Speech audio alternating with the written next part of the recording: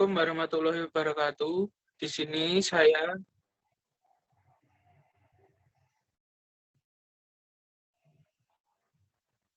Assalamualaikum warahmatullahi wabarakatuh. Di sini saya Aneko Mustafa B11 2019 sebagai perwakilan dari kelompok 5 untuk mempresentasikan hasil diskusi kami, yaitu daya tarik pesan dan pihak pendukung mengukur efektivitas pesan periklanan. Yang beranggotakan kelompok 1, saya sendiri Aneko Mustafa B11 2019 06084 yang beranggotakan 1, 2, Akib Abdul Malik B11 2019 06085, Hirza Indra Sulistyo B11 2019 06099, Muhammad Zulham Fakri B11 2019 06106, Sauki Abdul Fatah B11 2019 06112, Rifki Febrianto B11 2019 06116. Bab 9, daya tarik pesan dan pihak pendukung. Meningkatkan motivasi, peluang, dan kemampuan konsumen untuk memproses iklan. 1. Motivasi untuk memperhatikan pesan. 2. Menarik kebutuhan informasional dan hedonis. 3. Penggunaan rangsangan baru. 4. Penggunaan isyarat yang menonjol atau tajam. 5. Menggunakan gerak. 6. Motivasi untuk proses pesan. 7. Kesempatan untuk mencerna informasi. 8. Kesempatan untuk mengurangi waktu proses. 9. Kemampuan untuk mengakses struktur pengetahuan. 10. Kemampuan untuk membuat struktur pengetahuan. 11. Konkretisasi.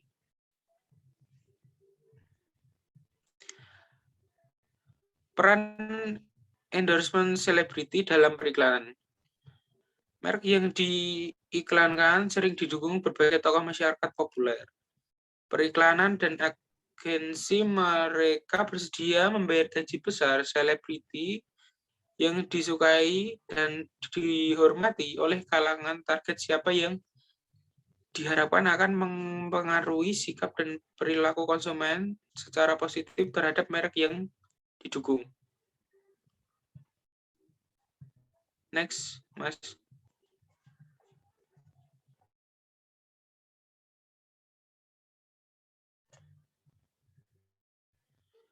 Atribut endorse atau model tiers. 1. Trustworthy atau terpercaya. 2. Expertise atau keahlian. 3. Physical attractiveness, daya tarik fisik. Yang keempat, respect, rasa hormat. Yang kelima, similarity, kesamaan. Next, Mas. Dilanjutkan oleh teman saya. Yang selanjutnya adalah kredibilitas proses internalisasi. Yang pertama adalah kredibilitas mengacu pada kecenderungan untuk mempercayai seseorang.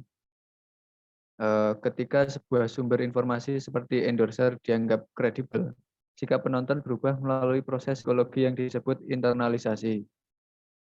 Jadi apa itu internalisasi? Yaitu internalisasi terjadi ketika penerima menerima posisi endorse terhadap masalah seperti dirinya sendiri.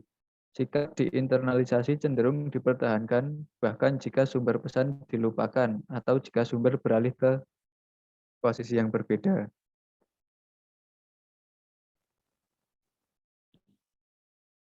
Daya tarik proses identifikasi. 3 komponen dari konsep umum daya tarik, yaitu daya tarik fisik, daya tarik rasa hormat, daya tarik kesamaan. Yang memiliki arti seorang endorser dianggap menarik secara fisik, dihormati untuk alasan lain selain daya tarik fisik, atau dianggap mirip dengan kelompok target dalam hal karakteristik apapun yang berkaitan dengan hubungan tertentu. Daya tarik yang dirasakan dapat dicapai melalui salah satu atribut ini dan tidak mengharuskan selebriti mencakup seluruh atribut tersebut secara bersamaan. Pertimbangan pemilihan endorser atau pendekatan. Itu yang pertama adalah kesesuaian antara selebriti dengan audiens, kredibilitas selebriti, daya tarik selebriti, faktor masalah, kemudian kecocokan antara selebriti dengan merek atau brand, kemudian faktor kemudahan atau kesulitan bekerja, pertimbangan biaya, dan juga faktor kejenuhan. Selanjutnya adalah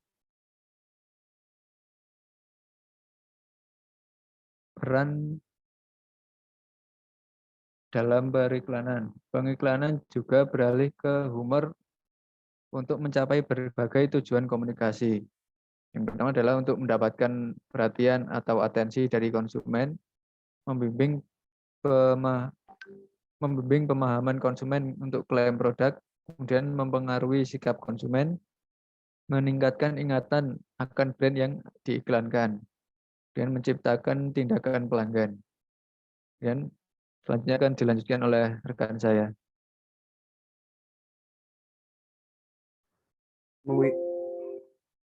Memicu ketakutan konsumen. Yang pertama adalah logika daya tarik ketakutan.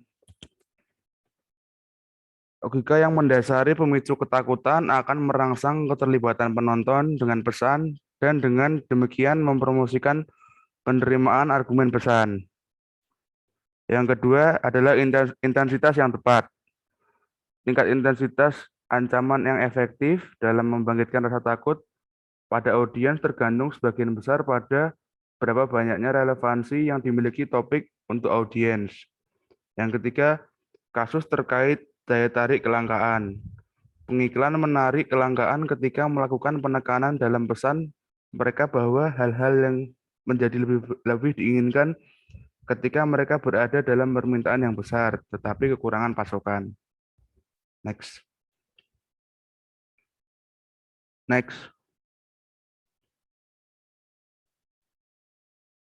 Memicu rasa bersalah konsumen. Orang-orang biasanya akan merasa bersalah ketika melanggar aturan, standar, atau keyakinan, atau ketika melakukan tindakan kurang bertanggung jawab. Dengan memicu rasa bersalah yang kuat, dapat membuat individu dewasa secara emosional untuk melakukan tindakan yang bertanggung jawab yang dapat mengarah ke penurunan rasa bersalah. Pengiklan dan komunikator pemasaran lainnya sengaja memicu rasa bersalah dan berusaha memujuk calon pelanggan dengan menegaskan atau menyiratkan perasaan bersalah bisa diatasi dengan menggunakan produk yang dipromosikan. Upaya memicu rasa bersalah tidak efektif jika iklan yang memicu rasa bersalah kekurangan kredibilitas atau pengiklan memiliki niat manipulatif. Bila iklan dianggap kurang kredibel atau mencoba memanipulasi audiens, perasaan bersalah tersebut justru diperlemah bukannya meningkat. Next. Peran seks dalam periklanan. Peran seks dalam iklan yaitu untuk menarik dan mendapatkan perhatian untuk jangka waktu yang lebih lama. Yang kedua, untuk meningkatkan peluang diingatnya poin pesan dari iklan. Yang ketiga, untuk membangkitkan tanggapan emosional seperti perasaan gairah atau bahkan nafsu. Kelemahan daya tarik seks. Penggunaan ilustrasi seksual yang eksplisit dalam iklan dapat mengganggu pengolahan konsumen terhadap argumen dan pemahaman pesan.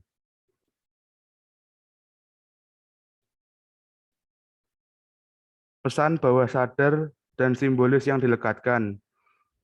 Periklanan bawah sadar mungkin saja bisa tidak berhasil.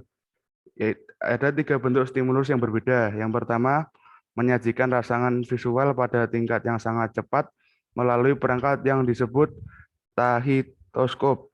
Yang kedua, menggunakan pidato dipercepat dalam pesan pendengaran. Yang ketiga, tersematkan simbol tersembunyi. Selanjutnya akan dilanjutkan oleh rekan saya. Pesan bawah sadar dan simbolis yang dilekatkan. Rangsangan pada bawah sadar mungkin akan memengaruhi pilihan merek. Selain itu, kebutuhan yang disiapkan mungkin secara tidak sadar mengaktifkan pikiran atau perasaan yang berhubungan dengan merek tertentu. Tapi konsumen tidak akan bertindak atas pikiran atau perasaan tersebut jika ia pada saat itu tidak berada di pasar untuk membeli produk yang berhubungan dengan itu. Secara umum itu akan diharapkan bahwa iklan dan media massa akan memiliki efektivitas sedikit dalam hal ini.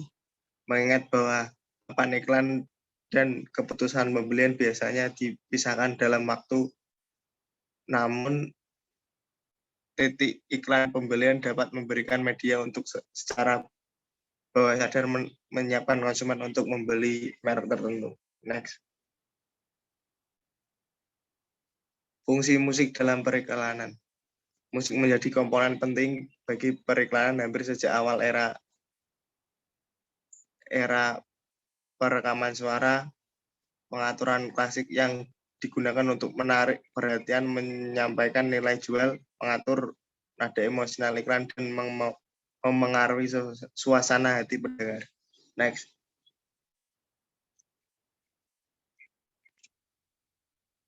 Pertimbangan menentukan penggunaan periklanan komparatif. Ada 4, yaitu faktor situasional, keuntungan yang berbeda, menilai efektivitas, masalah kredibilitas. Next. Yang selanjutnya akan diteruskan oleh teman saya. Bab 10, yaitu mengukur efektivitas pesan dan periklanan.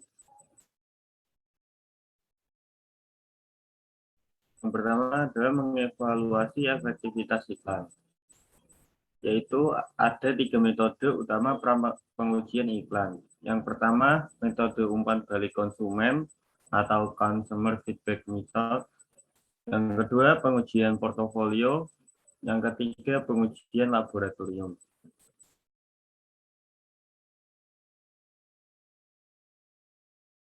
Pengukuran efektivitas sangat penting untuk dijalankan karena tanpa adanya pengukuran efektivitas tersebut maka dapat diketahui tujuan perusahaan dapat dicapai. Menurut Canon et al. Pada tahun 2009, efektivitas ini sangat bergantung kepada baik ada media iklan telah sesuai dengan strategi pemasaran seperti tujuan promosi, target pasar yang ingin dijangkau, dana yang tersedia untuk pengiklanan, serta sifat dari media termasuk siapa saja akan kita jangkau. Menurut Laskey et al. Menyatakan bahwa efektivitas iklan sangat tergantung pada apakah konsumen mengingat pesan yang disampaikan, memahami pesan, terpengaruh pada pesan, dan akhirnya membeli produk yang diiklankan. Indikator yang memengaruhi efektivitas iklan dengan efek model, yang pertama adalah empati atau pendapat tentang kita dan menyukai. Yang kedua, persuasi atau tertarik dan keinginan membeli. Yang ketiga adalah dampak atau tahu betul dan membandingkan. Selanjutnya adalah komunikasi atau informasi jelas dan slogan.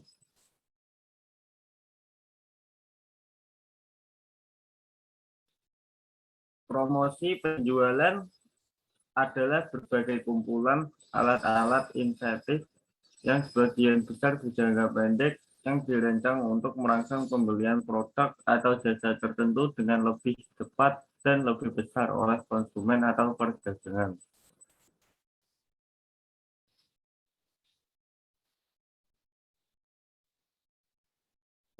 Selanjutnya akan dilanjutkan oleh rekan saya. Oke, yang selanjutnya tujuan promosi. Yang pertama, untuk menyebarluaskan informasi suatu produk kepada calon konsumen yang potensial. Kedua, untuk mendapatkan konsumen baru dan untuk menjaga loyalitas konsumen tersebut. Ketiga, untuk menaikkan penjualan serta laba atau keuntungan. 4, untuk membedakan dan mengunggulkan produknya dibandingkan dengan produk kompetitor. Kelima, untuk branding atau membentuk citra produk di mata konsumen. Dan yang terakhir, untuk merubah tingkah laku dan pendapat konsumen tentang suatu produk. Jenis-jenis promosi. Jenis-jenis promosi di sini dibagi menjadi 3, yaitu yang pertama promosi secara fisik, kedua promosi melalui media tradisional, dan yang terakhir promosi melalui media digital.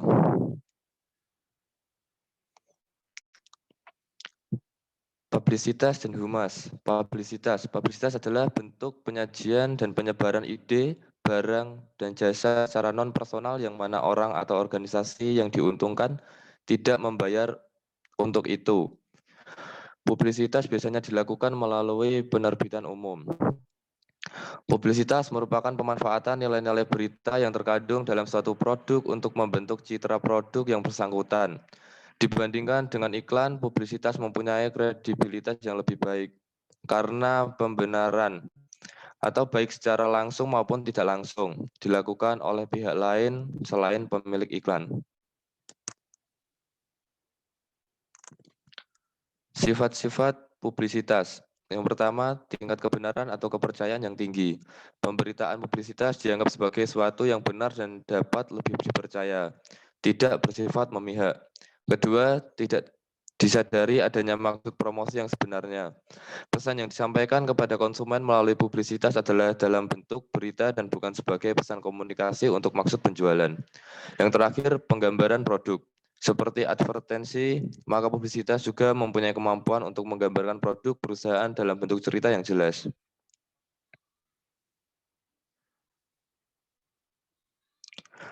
Bentuk-bentuk publikasi. Yang pertama, berita rutin, yang terdiri dari pengumuman, pertemuan, konferensi, pameran seni, pelatihan singkat, pernyataan perusahaan mengenai akuisisi, perwahan, atau pembagian personel.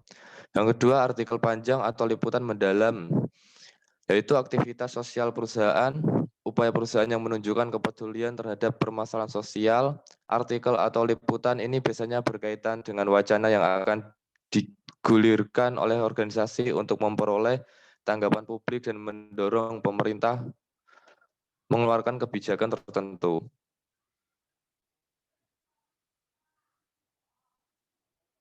Oke, sekian dan terima kasih presentasi dari kelompok kami.